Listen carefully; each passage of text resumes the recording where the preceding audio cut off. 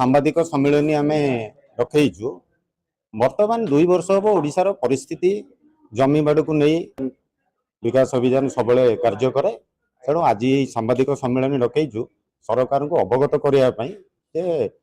जनसाधारण को भाया असुविधार सम्मुखीन होती जो पार्ट प्लॉट रजिस्ट्रेशन को लेकिन जो समस्या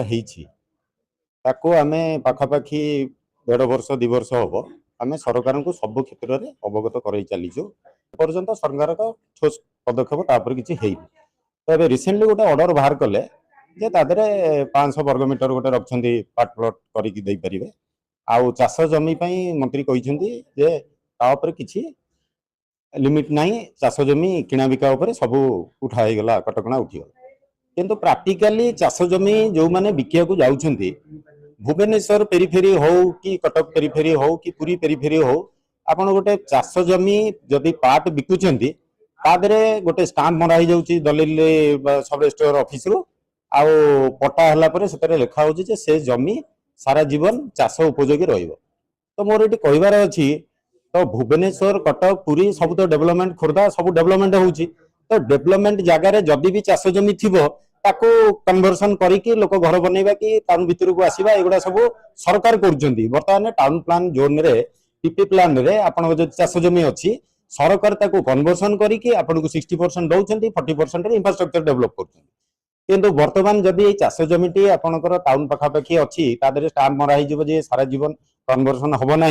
ताले लोक हराण हे ना लोक सुविधा पाइले तेणु ये लोक सरकार कहुचे लोक सरकार मीन्स लोक सुविधा जोटा हम से आईन कहुए आदि आईन द्वारा लोक असुविधार पड़े ताले से आईन कौन कहुए विकास अभियान तरफ आम यहाँ से पर्यंत लगी जिते पर्यंत जनसाधारण सुविधा न सब रजिस्टर ऑफिस मानकरे पार्ट प्लॉट रजिस्ट्रेशन नहीं जो अचलावस्था देखा दी गत 1 वर्ष धरी ताऊपर आम वर्षे धरिक सरकार को फॉलोअप कर चलीचु एवं सरकार प्रत्येक लेवल आम ये जिन जनइलु मुख्यमंत्री जनइलु राजस्व मंत्री जनइलु लॉ मिनिस्टर जनइलु जनइबा पर आज पर्यंत कार्यानुष्ठान शून्य एवं सरकारी ऑफिस रे केमिति सब रजिस्टर ऑफिस रु मैक्सिमम रेवेन्यू जनरेट हुए revenue department maximum revenue generate हुए किंतु आप देखिए पूर्व 2-3 वर्षर जदि आप रेवेन्यू देखिए राजस्व देखिए बर्तमान राजस्व खूब कम ये 100 कोटी क्षति सरकार ना 2013 गोटे इंडियन रजिस्ट्रेशन एक्ट गोटे अमेंडमेंट करके सेक्शन 22A(1)(c) गोटे इनसर्ट करते जो थी कि सब रजिस्टर मान पावर दिया पावर टू रिफ्यूज विभिन्न ग्राउंड रे सब रजिस्टर मैंने चाहिए दलिल टी रिफ्यूज कर दे परियो रजिस्टर करने को मना कर दे परियो तो सेही बल सब रजिस्टर माने विभिन्न प्रकार लोक शोषण करुछंती जोटा जो लोकर प्रकृत रे जमी रजिस्ट्रेशन हो पारे कथा ताहा रजिस्ट्रेशन हो पारनी जोटा न हो पारिया कथा मध्ये सेटा कर दउछंती तेनु कर तांकर एटा क्षमता परिसर बहुत बढ़े दिस सरकार ट्रांसफर ऑफ प्रॉपर्टी बा संपत्तिगत अधिकार कहतु संपत्तिगत अधिकारटा गोटे संवैधानिक अधिकार जोटा कि हमको भारत संविधान देछि एवं सेटा अछि आर्टिकल 300A आर्टिकल 300A कहला no person should be deprived of his property save by authority of law आपण कोनोसी लोक को तार निज संपत्तिगत अधिकार वंचित करि परिबे किंतु एठे सरकार आमर कोन करूछंती लोकंकर संपत्ति किणा बिकारे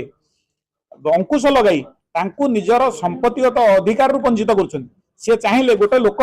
चाहिले तार निजर असुविधा समय तार पुओ झियर बाहर हो पाठ पढ़ा हो किंबा हॉस्पिटल एक्सपेंस हो एथि सी तार जमीर खंडे तार मन मुताबिक जेति दरकार से बिकू से कहीं सरकार कहते जे तमें सब जगह एकाथरे बिकी देकी भूमि न जाओ एटा गोटे कौन एटा सरकार पुणी गोटे सामंतवादी प्रथा को सेटा संपूर्ण अमूलक एवं ये जो जिन सरकार करिसेंती बारंबार आ भितर आम विभिन्न विभागीय अधिकारी को चिठी देइछु आ रेवेन्यू मिनिस्टर को चिठी देइछु आलोचना भी करिछु किंतु आपण देखिए आश्चर्यर विषय गोटे वर्ष भितर रेवेन्यू डिपार्टमेंट तरफ गोटे सिंगल सर्कुलर की नोटिफिकेशन ए बाबद नाही किंतु रेवेन्यू डिपार्टमेंट कौन कर ना ये जो निज मुंडर अठाटी बोली देइछिन कहा मुंडरे एचआरडी डिपार्टमेंट मुंडरे एवं गोटे एचआरडी डिपार्टमेंट ये गोटे ओडिया एक्ट गोटे संशोधन करिसेंती एटा आईन नो एटा संपूर्ण बेआईन तेणु एटा आमे